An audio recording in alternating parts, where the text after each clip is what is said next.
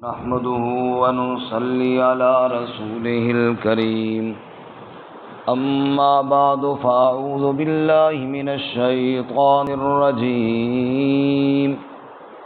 بسم الله الرحمن الرحيم واتل عليهم نبأ الذي آتيناه آياتنا فانسلخ منها فأتبعه الشيطان فكان من الغاوين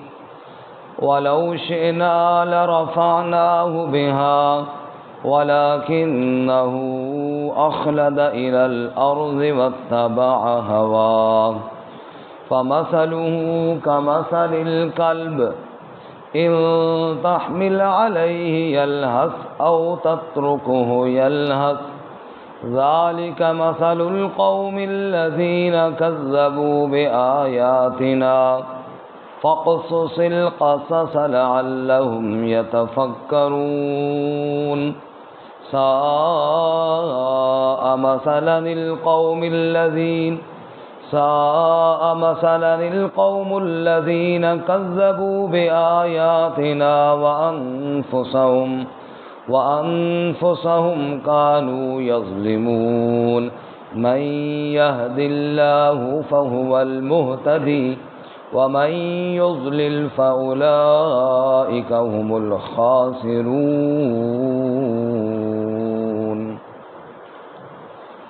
واتل عليهم اور پڑھ ان پر نبأ الذی آتیناہ آیاتنا خبر اس شخص کی کہ جس کو ہم نے اپنی آیات دی فانسلخ منہا پس چھوڑ بھاگا وہ ان سے فاتبعہ الشیطان پس پیچھے لگا اس کے شیطان فکان من الغاوین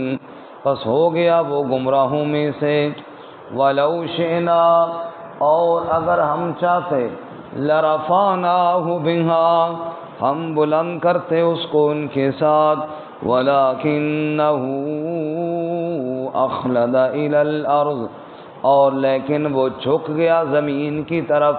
واتبع ہواہ اور اتباع کی اس نے اپنی خواہشات کی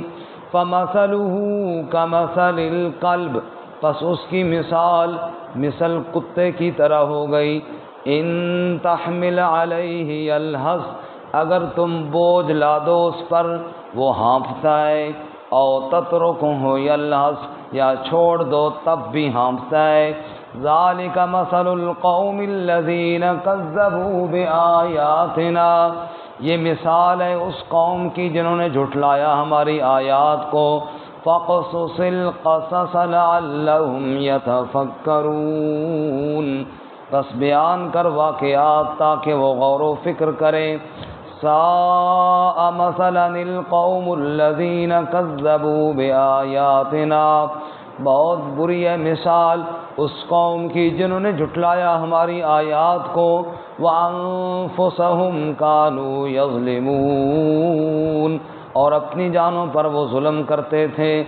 مَن يَهْدِ اللَّهُ فَهُوَ الْمُهْتَدِي جسے اللہ ہدایت دے پس وہی ہدایت پانے والا ہے وَمَن يُضْلِلْ اور جسے وہ گمراہ کرے فَأُولَئِكَ هُمُ الْخَاسِرُونَ بس یہی لوگ ہیں خسارہ پانے والے سبحان ربک رب العزت عما یصفون وسلام علی المرسلین والحمد للہ رب العالمین اللہم صل علی محمد وعلی آل محمد كما صليت على إبراهيم وعلى آل إبراهيم إنك حميد مجيد اللهم بارك على محمد وعلى آل محمد كما باركنا على إبراهيم وعلى آل إبراهيم إنك حميد مجيد معزز سامعین سورۃ الاعراف کا 22واں رکوع آیت نمبر 175 سے لے کر آیت نمبر 178 تک آپ کے سامنے تلاوت کی ہیں۔ اللہ رب العزت ان کے مطابق صحیح بیان کی توفیق عطا فرمائے اور ہمیں قرآن و سنت پر عمل کرنے کی توفیق عطا فرمائے۔ سے قبل بنی اسرائیل کا تذکرہ ہم نے تفصیل سے پڑھا اور سنا ہے، جن کو اللہ تعالیٰ نے اپنی کتاب عطا فرمائی اور انہوں نے اللہ تعالیٰ کی کتاب کو نظر انداز کیا اور اپنی خواہشات کے پیچھے لگے۔ گزشتہ سبق میں اللہ تعالیٰ نے بتایا کہ ہم نے تو اولاد آدم سے یہ وعدہ لیا ہے اور ان سے پوچھا ہے کہ میں تمہارا رب ہوں کہ نہیں۔ سب نے اقرار کیا اور اب غفلت برتتے ہیں۔ آج کے سبق میں اللہ تعالیٰ نے اپنی آیات اور اپنے احکام سے غفلت برتنے والے اور اپنی آیات سے نظر انداز کرنے والے ایک بد نصیب کا واقعہ سنایا ہے۔ یہ شخص کون تھا اور اس کا کیا واقعہ ہے؟ کیونکہ قرآن کریم نے نام نہیں لیا اور اللہ تعالیٰ کے قرآن کریم میں عادت بھی یہی ہے کہ عبرت کی بات اور نصیحت کی بات اللہ ارشاد فرماتے ہیں۔ باقی وہ شخص کون تھا، وہ کہاں پیدا ہوا، وہ کیا کرتا تھا، ان باتوں کا چونکہ ہماری عبرت اور نصیحت کے ساتھ واسطہ نہیں ہے تو قرآن ایسی باتوں کو بیان بھی نہیں کرتا۔ مثال کے طور پہ آپ اصحاب کہف کا واقعہ دیکھ لیں۔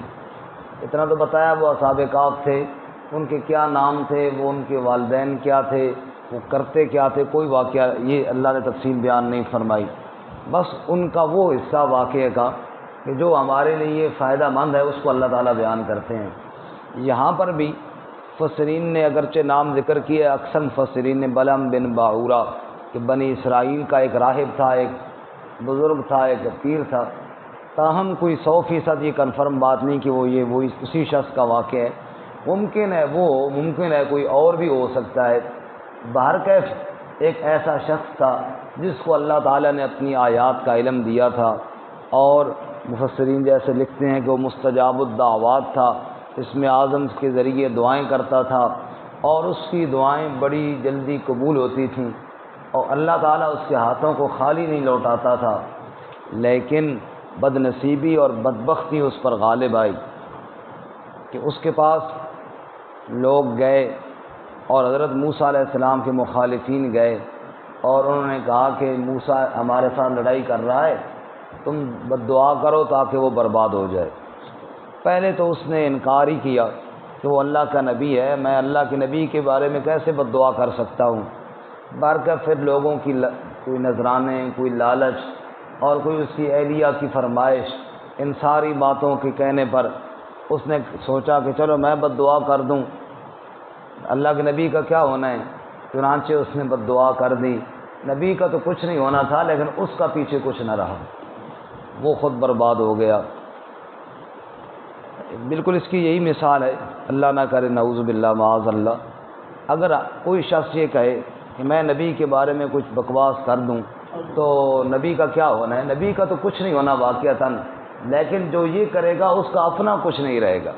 اس کا اپنا مقام گر کر کہاں سے کہاں چلا جائے گا۔ یہی ہوا اس کے ساتھ۔ گویا کہ اس مثال کا مطلب یہ ہے کہ اللہ تعالیٰ فرماتے ہیں کہ کوئی کتنی بلندیوں پر کیوں نہ فائز ہو جائے، کتنے اونچے مقام پر کیوں نہ پہنچ جائے، اللہ کا کتنا ہی قرب حاصل کیوں نہ کر لے، اللہ تعالیٰ کو اس سے کوئی مجبوری نہیں۔ اگر اتنی بلندیوں اور اتنے قرب کے حصول کے بعد بھی اس نے کوئی ایسی حرکت کی جو اللہ تعالیٰ کے غضب، اللہ کی ناراضگی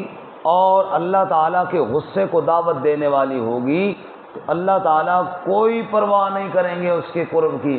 کوئی پرواہ نہیں کریں گے اس کے اعمال کی، بلکہ وہ ساری زندگی کی ریاضتیں، ساری زندگی کے اعمال اور ساری زندگی کی بزرگی ایک لمحے میں اس کے منہ پر دے ماریں گے، اور اللہ تعالیٰ کو کسی کی کوئی پرواہ اور کوئی حاجت نہیں ہے۔ آپ ابلیس ہی کو دیکھیے کہ کتنی قربت اختیار کی کہ فرشتوں کی جماعت میں شامل ہوا، اور جہاں اللہ تعالیٰ فرشتوں کو احکامات دیتے ہیں وہاں اس کو بھی حکم دے رہے ہیں، لیکن جب اس نے غرور اور تکبر کیا اللہ تعالیٰ نے لعنتی قرار دے کر اپنے دربار سے دفع کر دیا اس کو۔ تو یہی حال ہوا اس بدبخت کے ساتھ ہی۔ چنانچہ گزارش یہ ہے کہ اپنے اعمال پر کسی کو ناز نہیں کرنا چاہیے، کسی کو فخر اور غرور نہیں کرنا چاہیے، ہر وقت اللہ سے ڈرتے رہنا چاہیے، دوسروں کو اپنے آپ سے حقیر نہیں سمجھنا چاہیے، بلکہ یہ سمجھنا چاہیے کہ میں نے اگر زیادہ عمل کیا ہے تو اللہ کی توفیق سے کیا ہے۔ اب ہم نے نماز پڑھی ہے کس کی توفیق سے پڑھی ہے؟ اللہ کی توفیق سے پڑھی ہے۔ ہاں یہ ضرور ہے جو لوگ گھروں میں سوئے ہیں نماز کی نہیں ہے، ہمیں ان کی فکر کرنی چاہیے، ہمیں ان کو سمجھانا چاہیے، لیکن اس غرور میں نہیں پڑھنا چاہیے کہ ہم تو بڑے نمازی ہیں جی، وہ جناب سوئے پڑے ہیں وہ نماز کے لیے نہیں آئے، اس غرور اور تکبر میں نہیں پڑھنا چاہیے، ورنہ اللہ تعالیٰ کو عاجزی پسند ہے، اور ذرا بار بھی کوئی غرور اور تکبر کرے اللہ تعالیٰ اس کی ریاض سے اس کے منہ پر دے مارتے ہیں، نعوذ باللہ من ذالک۔ چنانچہ اللہ فرماتے ہیں وَاتْلُ عَلَيْهِمْ نَبَأَ الَّذِي آتَيْنَاهُ آيَاتِنَا، اے میرے محبوب صلی اللہ علیہ وسلم پڑھ ان پر خبر اس شخص کی آتَيْنَاهُ آيَاتِنَا جس کو ہم نے اپنی آیات دی تھی، جس کو ہم نے یہ بلندیاں اور یہ مقام عطا فرمایا تھا، ہم نے اپنی آیات کا علم اسے عطا فرمایا، فانسلخ منها چنانچہ وہ اس مقام کو چھوڑ کر میری آیات کو چھوڑ کر بھاگ کھڑا ہوا، فاتبعہ الشیطان پس اس کے پیچھے لگ گیا پھر شیطان، فکان من الغاوین پس ہو گیا وہ بہکنے والوں میں سے، ہو گیا وہ بھٹکنے والوں میں سے۔ جتنا کوئی اونچائی سے گرتا ہے اتنا ہی زیادہ زخمی بھی ہوتا ہے، جتنا اونچا مقام کسی کا ہوتا ہے پھر اتنا وہ ذلیل اور اتنا وہ خوار بھی ہوتا ہے۔ اللہ کہتے ہیں ہم نے اپنی آیات کا علم دیا تھا،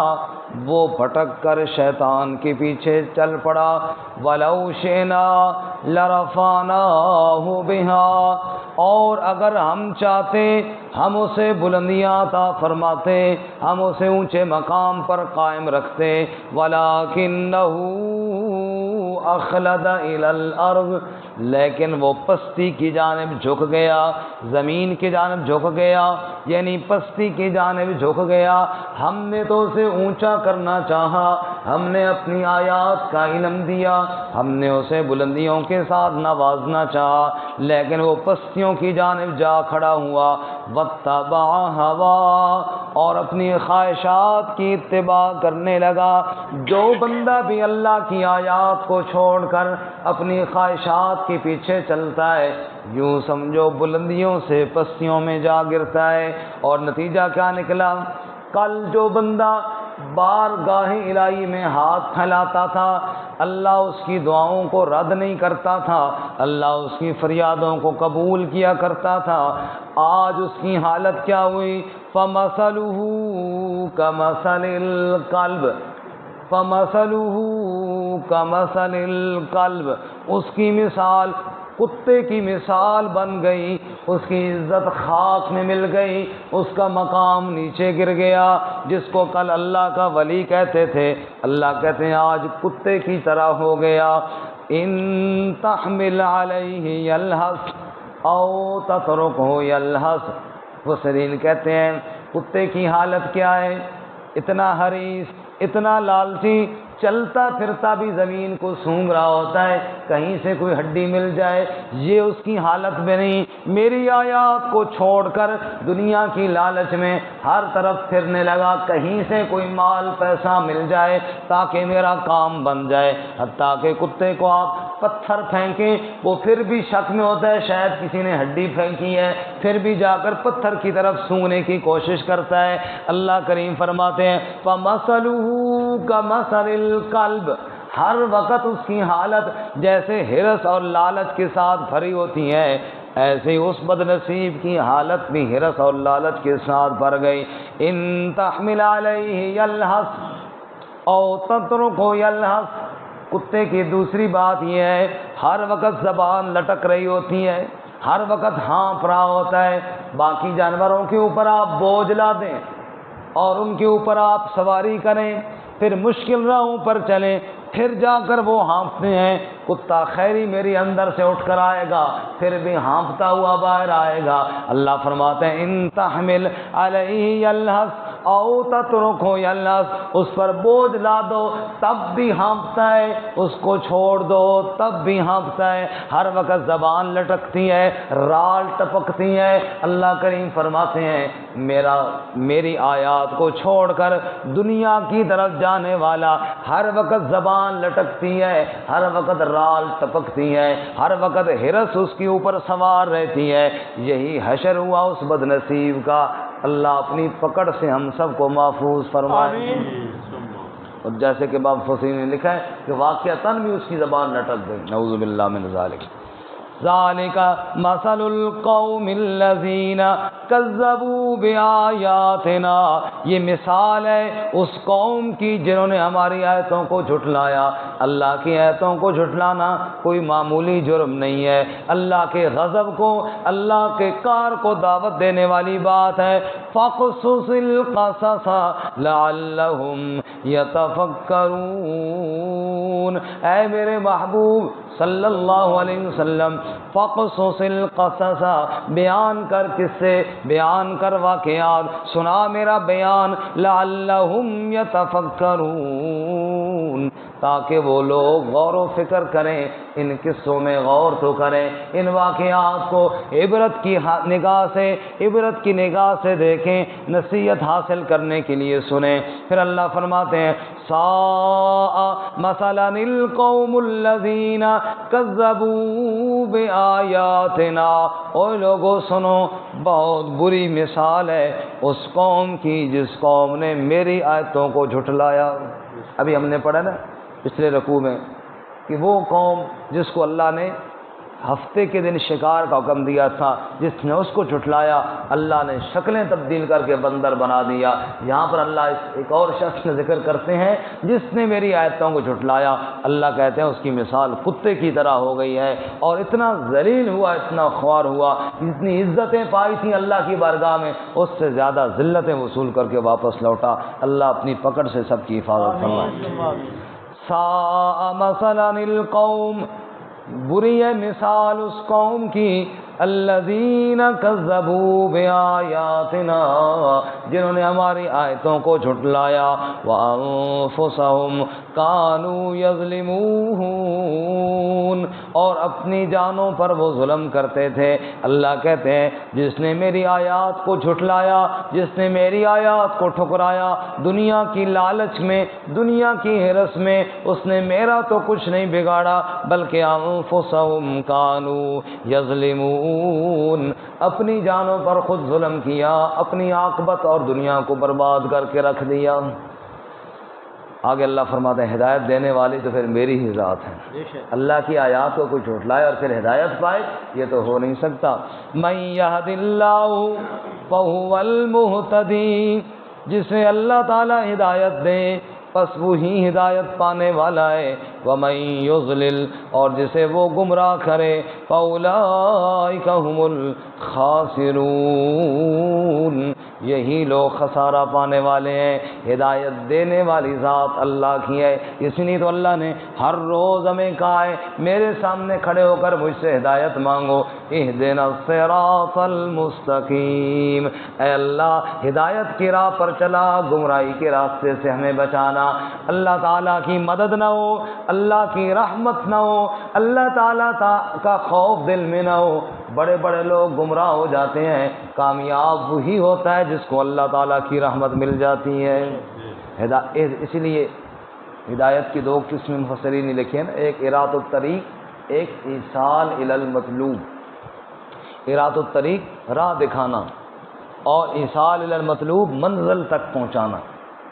میں نے آپ سے پوچھا کہ میں نے اسلام آباد جانا ہے،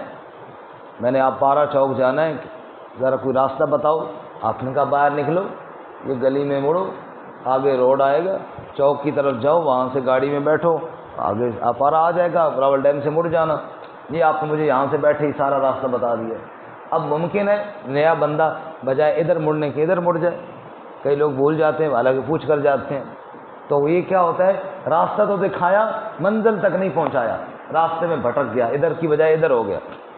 اور دوسرا ہوتا ہے ایصال الی المطلوب، کہ میں نے آپ سے پوچھا میں نے اپارا چوک تک جانا ہے تو کیسے جاؤں، آپ نے کہا آؤ جی ہم بھی ادھر ہی جا رہے ہیں، ہم آپ کو ساتھ لے چلیں۔ اب جب راہبر ساتھ ہو، جو ہاتھ پکڑ کے لے جانے والا ہو، پھر بندہ بھٹکتا نہیں ہے، ادھر ادھر نہیں ہوتا۔ اہدنا الصراط المستقیم، اے اللہ میں سیدھا راستہ دکھا، نہیں بلکہ اے اللہ میں سیدھے راستے پر چلا، اے اللہ منزل مقصود تک پہنچا۔ ہم اپنے علم کی وجہ سے اور اپنے جناب تقوی کی وجہ سے یہ دعویٰ کبھی نہیں کرتے کہ ہم اپنے علم کی وجہ سے منزل تک پہنچ جائیں گے، بلکہ اے اللہ تیری رحمت سے ہی پہنچیں گے۔ اے اللہ ہاتھ پکڑ کر ہمیں منزل مقصود تک پہنچا، تیری رحمت کے بغیر ہم کبھی کامیاب نہیں ہو سکتے، تیری رحمت کے بغیر ہم پٹک جائیں گے۔ اے اللہ تو ہی ہمارا رب ہے، تو ہی ہادی ہے، تو ہی ہدایت دینے والا ہے۔ اہدنا الصراط المستقیم، اے اللہ ہمیں مرتے دم تک ہدایت سے دائیں بائیں نہ ہونے دینا، اپنی رحمت کے ساتھ اے اللہ ہمیں ہدایت کی راہ پر چلانا اور مرتے دم تک کامیابی کی راہ پر ہمیں پہنچانا۔ اللہ ہمیں اس دعا کو قبول فرمائے۔ آمین۔ جمع دوبارہ سن لیجیے جی۔ وَاتْلُ عَلَيْهِمْ نَبَأَ الَّذِي آتَيْنَاهُ آيَاتِنَا، اور پڑھ لے ان پر خبر اس شخص کی جس کو ہم نے اپنی آیات دی، فَانْسَلَخَ مِنْهَا، پس چھوڑ بھاگا ان سے، فَأَتْبَعَهُ الشَّيْطَانُ، پس پیچھے لگا اس کے شیطان، فَكَانَ مِنَ الْغَاوِينَ، پس ہو گیا وہ گمراہوں میں سے، بہکے ہوئوں میں سے۔ وَلَوْ شِئْنَا لَرَفَعْنَاهُ بِهَا، اور اگر ہم چاہتے ہم اسے بلند کر دیتے، وَلَكِنَّهُ أَخْلَدَ إِلَى الْأَرْضِ، اور لیکن وہ جھک گیا زمین کی جانب، وَاتَّبَعَ هَوَاهُ، اور اس نے اتباع کی اپنی خواہش کی، فَمَثَلُهُ كَمَثَلِ الْكَلْبِ، پس اس کی مثال کتے کی مثل ہو گئی، إِن تَحْمِلْ عَلَيْهِ يَلْهَثْ، اگر آپ اس پر بوجھ لا دیں پھر بھی وہ ہانپتا ہے، او تترکہ یلہث، یا آپ اس کو چھوڑ دیں پھر بھی وہ ہانپتا ہے۔ ذالک مثل القوم، یہ مثال ہے اس قوم کی، الذین کذبوا بآیاتنا، جنہوں نے ہماری آیتوں کو جھٹلایا۔ فاقصص القصص، پس بیان کر قصے، لعلہم یتفکرون، تاکہ وہ غور و فکر کریں۔ ساء مثلا القوم، بری مثال اس قوم کی، الذین کذبوا بآیاتنا، جنہوں نے جھٹلایا ہماری آیات کو، وانفسهم كانوا یظلمون، اور اپنی جانوں پر وہ ظلم کرتے تھے۔ من یہد اللہ فهو المہتدی، جس نے اللہ ہدایت دے بس وہی ہدایت پانے والا ہے، ومن یضلل، اور جسے وہ گمراہ کر دے، فاولئک هم الخاسرون، بس یہی لوگ ہیں خسارہ پانے والے۔